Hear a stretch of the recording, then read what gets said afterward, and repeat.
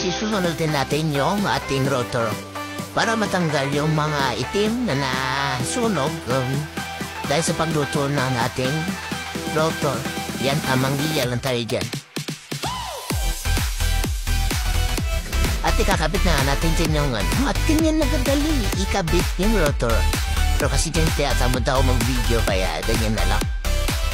At yung kabila naman yung front naman yung kakabit natin yung rotor.